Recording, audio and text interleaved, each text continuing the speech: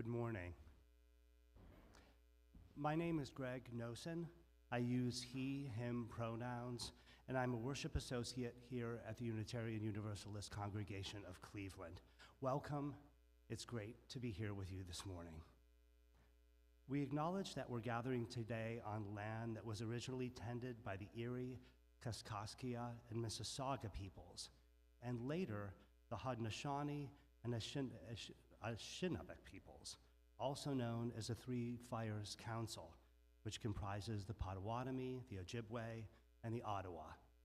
We are mindful of our history and our connectedness, and we honor their elders, both past and present. This community strives to celebrate the inherent worth and dignity of every person.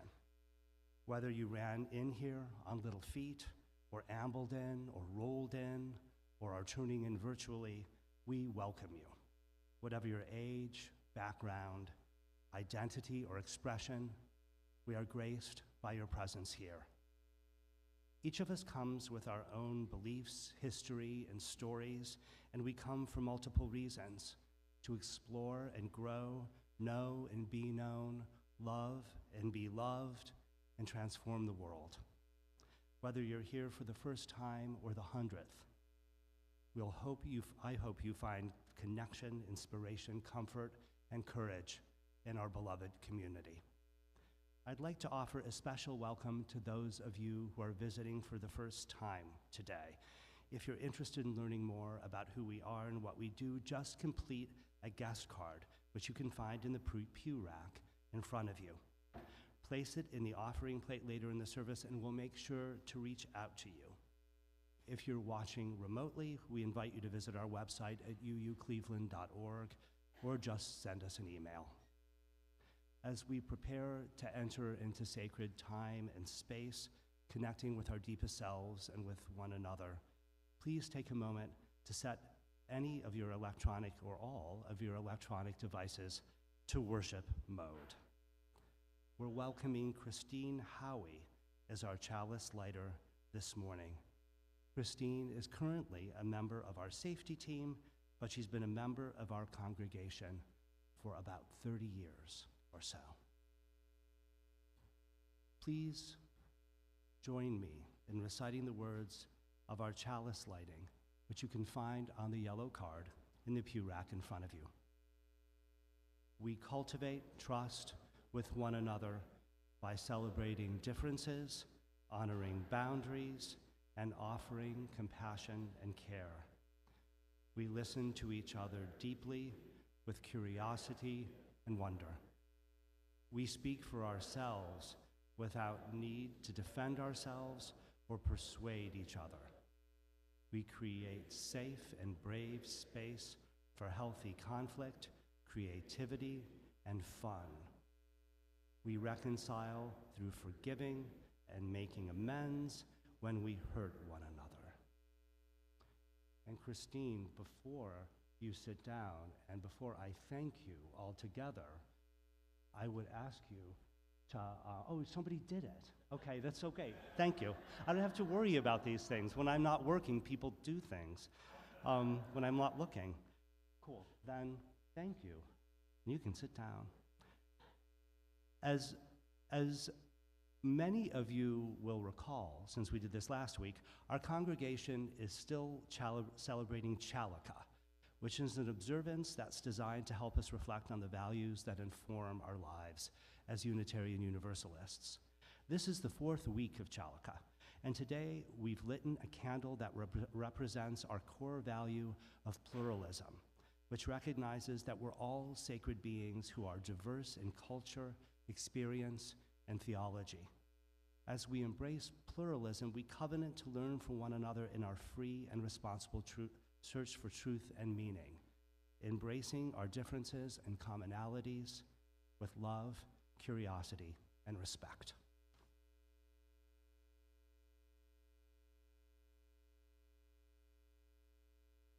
Good morning.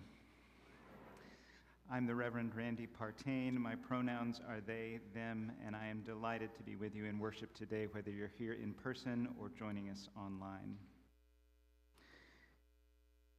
I've been considering these words by author Austin Channing Brown, who writes, "I am confused by people who say they love us, but are never upset when we are treated unjustly. The two simply cannot coexist. A love that is aloof isn't a love I have any use for. I need a love that is troubled by injustice. To practice love is to disrupt the status quo, which is masquerading as peace." So may we deepen one another's love today and invite a love that is troubled by injustice in the world, but that finds safety and comfort in community with one another as we join in worship today. We're going to sing together "We Would Be One," which is hymn number 318 in the gray hymnal. But before we do that, I invite you to take a moment and greet one another and really try to say good morning to at least 3 people. I know it's tempting to just find one person and have a 5-minute conversation, but try to say good morning to a few people around you today and be in community.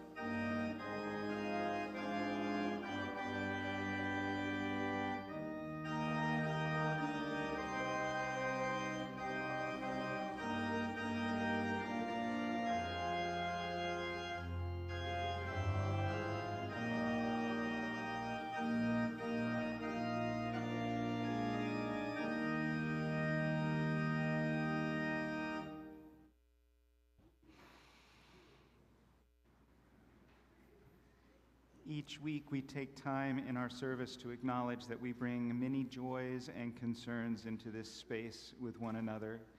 If you're joining us online, I invite you to put any joys or concerns you want to share with the congregation in the comment below.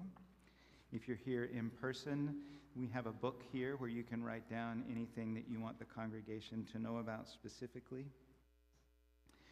We do place a stone today of, grief, care, anger, frustration, in solidarity with the trans youth and families that are impacted by the Ohio legislature's decision this week to ban gender-affirming care and restrict activities of young people with transgender identities. This stone is for all of the emotions connected with that.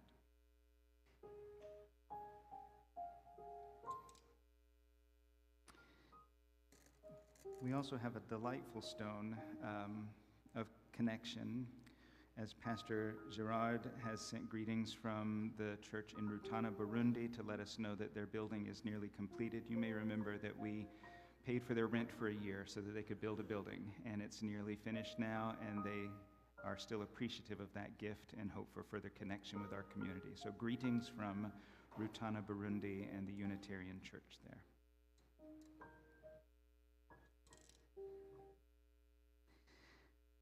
There are words in your order of service for May Ours Be a Religion. If you're remaining seated during this time, I invite you to consider those words. Maybe reflect love and care for those who are bringing a stone forward. But if you're carrying something with you today, a joy or a concern that you would like to acknowledge, I invite you to come forward at this time and place a stone in the water.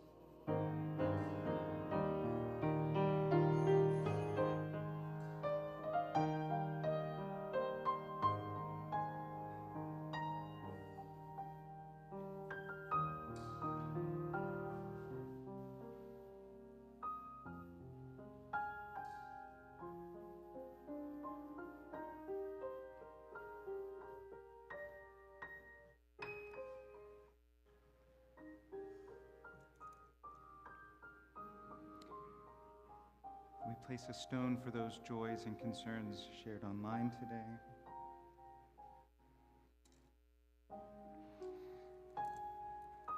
And a stone for the continued hope that we might find peace and solace in this community of faith together.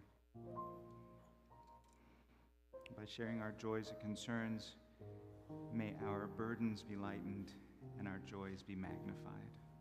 Amen.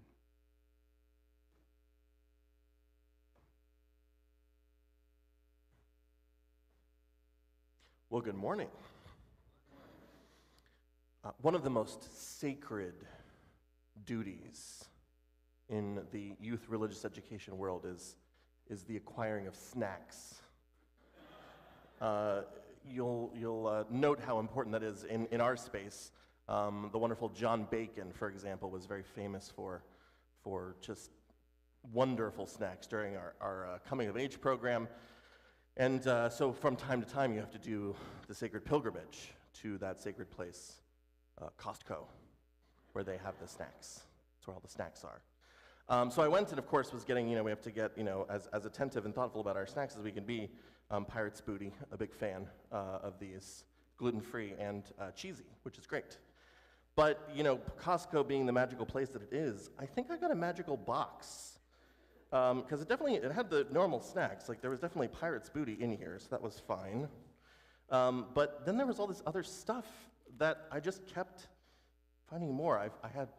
This is a box that was given to me after celebrating Cecilia Gonzalez's quinceañera here in this very space. I then found, just reaching in further, I found that there was just no end to the bottom of this box. This is a Chalica image that was painted by Astrid Berkel when she was much younger, but I've always held on to it. I was like, what is this doing in this box? And it just kind of kept going. I found this is an interesting little artifact as we have, this is our Chalice lighting implement. What is this doing in here? And I found something even further, our Article 2 proposal, also in the box. Article 2 proposal and Chalica all together. And then even further in, like all the way down, this is one of our old chalices. It's just full of stuff, this box. I was overwhelmed by it. Just kind of kept going. And it occurred to me, trying to make sense of it, struck me as it's a little bit of it's like a wormhole of care. Little interdimensional connector to an inexhaustible, bottomless thing, full of stuff that shows how we care for one another. And of course that tracks for me, because what is a snack if not a way to care for one another through the important use of food? I think there's a lesson here. And I think the lesson has something to do with the way that love and care is its own kind of wormhole of sorts. It's not as small as its shape sometimes leads us to believe. It's more grand than we might realize. It's more bottomless than we might anticipate. I think as we are reflecting on the central role that love might play in expressing our values, an important thing to realize is that love might just be the shape of the box that we're calling it, but what is in that box, what is full in that box, is about all of the things that we are going to do to embody that love together. It doesn't have to mean just one thing. It can mean all sorts of things. That's one of the magical things that happens when you find something that is bigger than it looks like from the outside.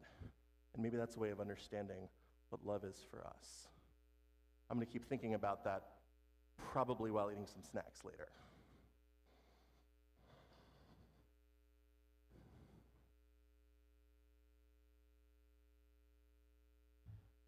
Today's offering recipient is the Rainey Institute.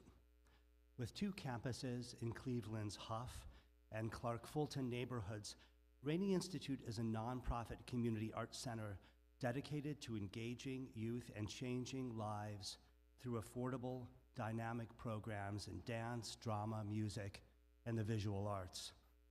I'll briefly share the story of Devin Chapman, whose violin studies at Rainey during his elementary and middle school years earned him a spot at the Cleveland School of the Arts and then at Youngstown State University, where he's studying to become a music educator.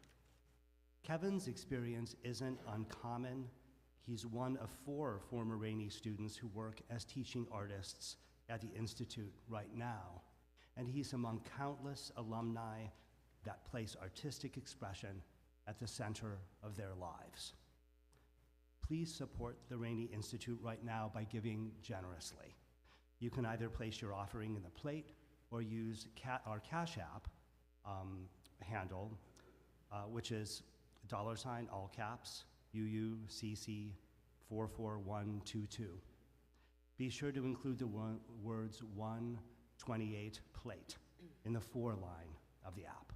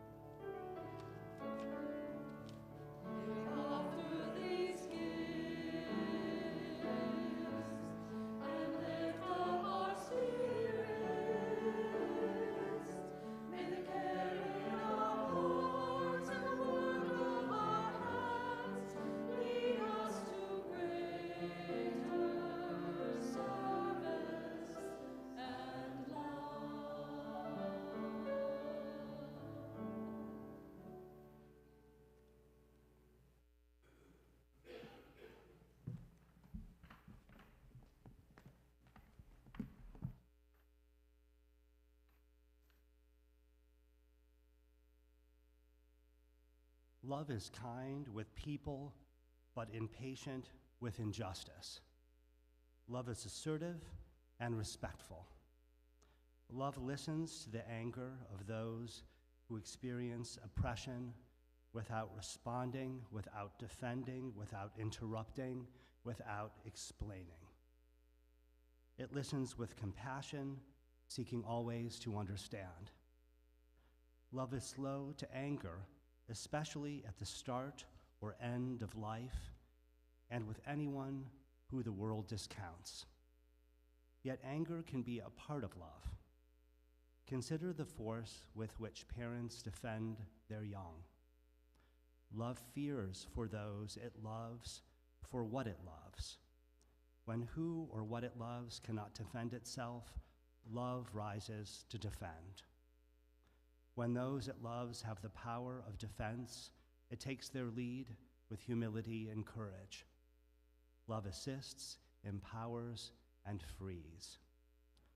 Love's anger rises to meet injustice in considered ways that help correct it. Love is willing to examine itself, its thoughts, actions, and unmeditated bias. It recognizes one's power to harm or to be part of systems of harm, with or without awareness, but once aware, it can only intend to make amends, to right the wrongs, to change the systems that legislate hatred. Love is willing always to change, always to learn, always to heal. Love rejoices in truth and in equity. There is no limit to love's steady presence or its holding us gently and insistently to what is right.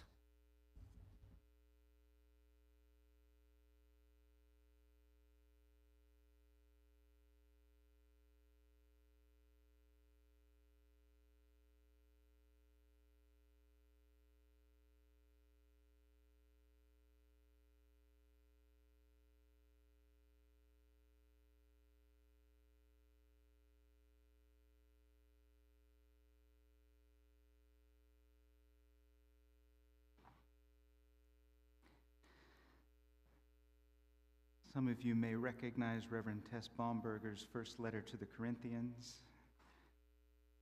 That's a joke. But Tess Baumberger's reflections on love are taken from that familiar passage from 1 Corinthians 13 that we hear usually at weddings, but sometimes in other contexts.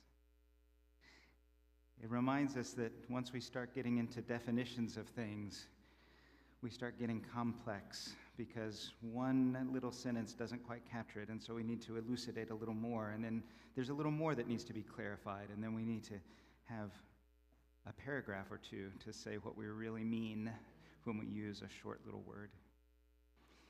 We want things to be simple, like the golden rule. Maybe we can just say, do unto others as you would have them do unto you, and be finished with it.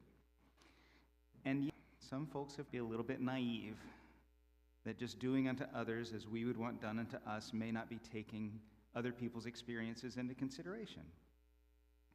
It seems wise, and if we keep our circles small enough, and we can rely on the golden rule in a few circumstances, we can pretend that everyone's story is essentially the same as our story, and then we can judge people. If their story is the same as ours, we know what they should be doing. If your story is the same as mine, I know what you should be wearing. I know how you should be doing your hair. I know what you should be doing in your life. There's a lot that I know about.